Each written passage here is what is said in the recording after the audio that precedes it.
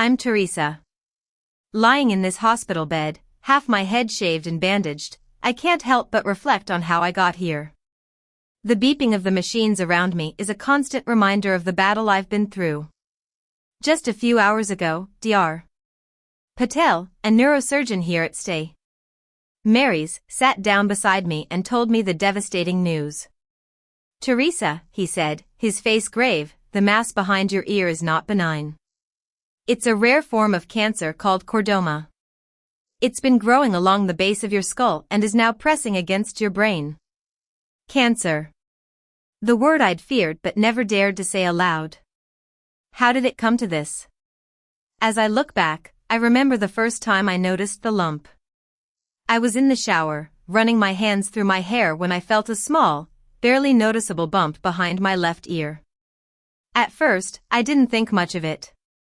Everyone gets swollen lymph nodes sometimes, right? But as the weeks passed, it grew. What started as pea size became a marble, then a golf ball. One morning, I pulled my hair aside to show my mother. "Mom, this is getting really big. I think I need to see a doctor." She was sitting at the kitchen table, engrossed in her tablet. Without even looking up, she said, "Teresa, you're always on those medical websites. It's probably just a cyst." I tried to explain, cysts don't usually grow this fast. I looked it up and... But my father's voice boomed from the doorway. "There's nothing wrong with you. Stop Googling symptoms. Do you know how much that last doctor's visit cost? $300 for them to tell us you had anxiety." That visit had been about 8 months ago. I'd been having heart palpitations, which turned out to be panic attacks.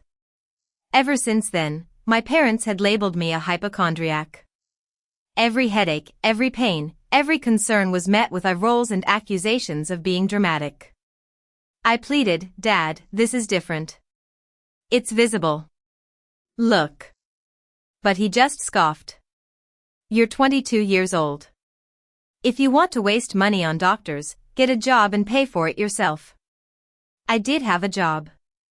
I worked part-time at a coffee shop while attending a local university. But between tuition, textbooks, and helping with household expenses, my parents insisted I contribute since I lived at home. I barely had enough for gas, let alone medical care. My younger brother Ethan, who was 19 at the time, watched from the hallway. He'd learned to stay quiet during these confrontations. He'd seen what happened when I pushed too hard about my health concerns. My parents would take away my privileges, give me the silent treatment, and accuse me of trying to tear the family apart. Over the next couple of months, the lump continued to grow. I tried everything. I used hot compresses, took over-the-counter pain relievers, and even used the antibiotics left over from Ethan's strep throat. But nothing helped. The mass was now visible even with my hair down. It was a prominent bulge that made my coworkers exchange worried glances. One day, my manager, Mrs. Johnson, pulled me aside. "Teresa, honey, I don't mean to pry, but that swelling, have you seen a doctor?" I felt tears well up in my eyes. "My parents think I'm being dramatic."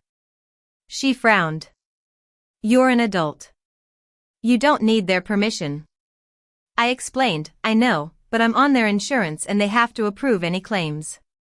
Last time I tried to go without telling them, they got the bill and there was a huge fight." Mrs. Johnson wrote something on a piece of paper. "There's a free clinic on Elm Street. They see people without insurance. Please go." I took the paper, but I knew I wouldn't use it. The last time I'd gone somewhere without my parents' knowledge, they'd threatened to kick me out. "Your hypochondria is just a way to get attention," my mother had said.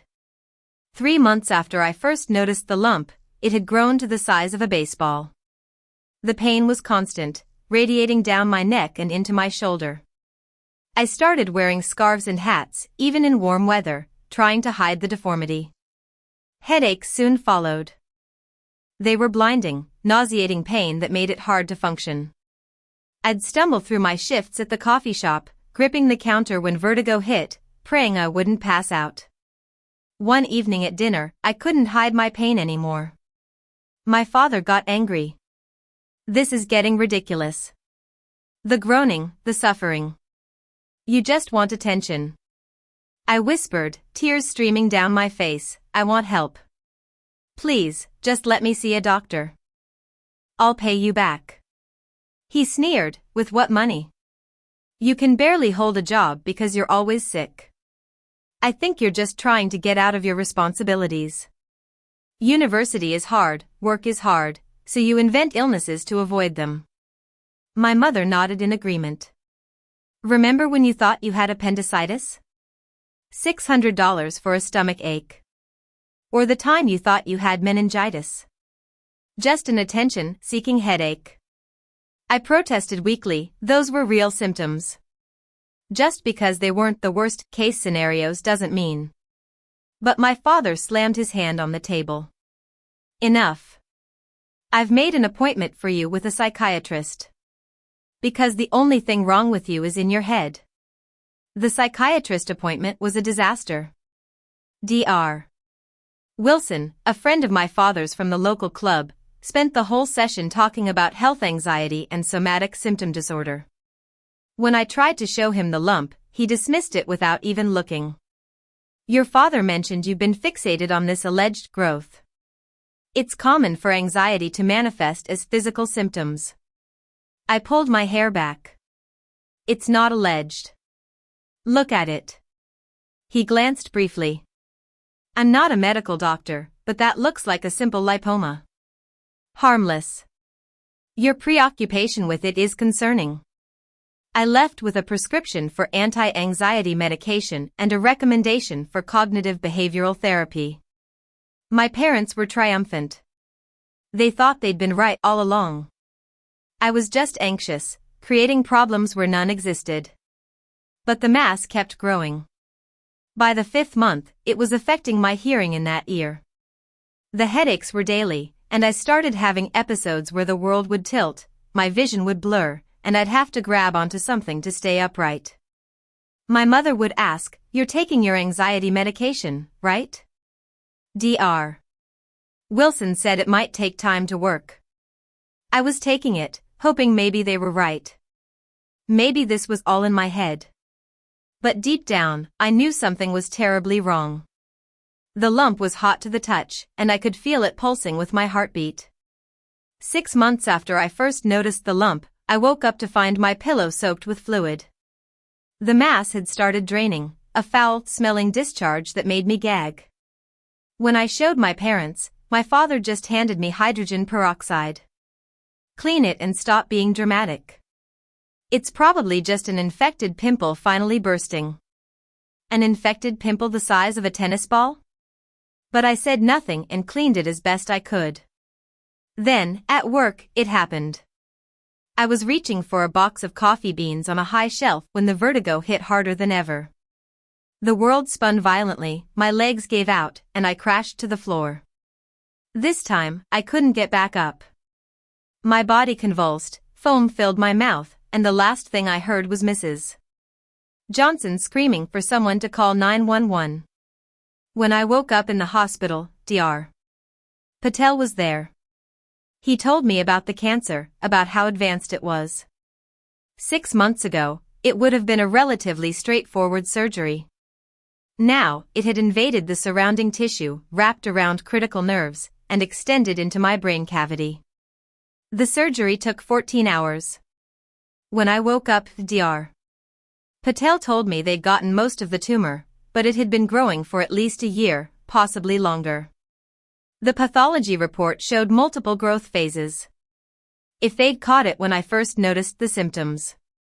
My manager, Mrs. Johnson, had been there the whole time.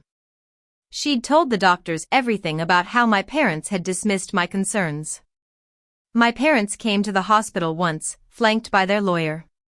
My father said, "Teresa, we only wanted what was best. You've cried wolf so many times." I interrupted, my voice stronger than I'd expected. "I never cried wolf. I had real symptoms that you dismissed.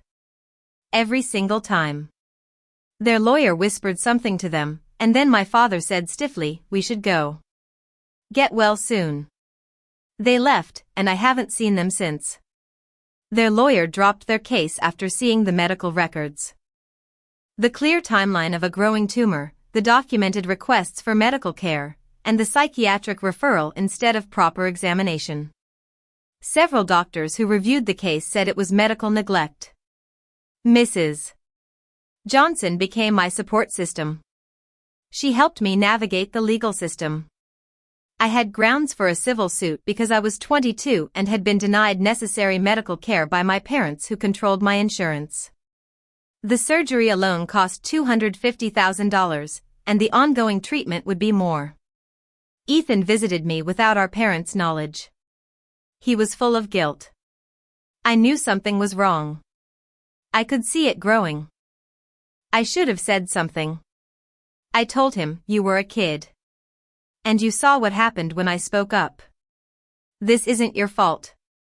He showed me a recording he'd made after I collapsed. It was of my father yelling about doctor bills and my mother saying I was faking. The recordings became evidence in the civil suit. The settlement was substantial enough to cover my medical bills and ongoing treatment. My parents had to sell their house and downsize their lives. They sent a message through their lawyer, saying I'd betrayed them, ruined their reputation, and destroyed the family. But what they destroyed was my health, my trust, and nearly my life. It's been 2 years now. The radiation worked, shrinking the remaining tumor to a manageable size. I'll need monitoring for the rest of my life, but I'm alive. The hearing in my left ear is gone permanently, and I have a significant scar behind my ear. I call them badges of survival. I now volunteer at a youth health advocacy center, helping young adults navigate medical care when their families won't support them. I share my story, show them the tumor photos, and explain how anxiety nearly killed me. Dr. Patel stayed in touch and told me my case changed how he practices medicine. Now, he looks closer and listens harder when young people come in with concerns their parents dismiss. That's all I ever wanted, for someone to listen, to look, to believe me when I said something was wrong. It took a seizure at the coffee shop and a 14-hour surgery to get it, but finally, someone did. The tumor behind my ear was never just in my head, though by the time anyone believed me, it had spread there, too. And while my parents saved money by avoiding doctors for 6 months, they lost everything when the truth finally came out. Because medical neglect isn't love. Dismissing symptoms isn't parenting. And calling someone a hypochondriac doesn't make tumors disappear. It just makes them grow in silence until they can't be ignored anymore.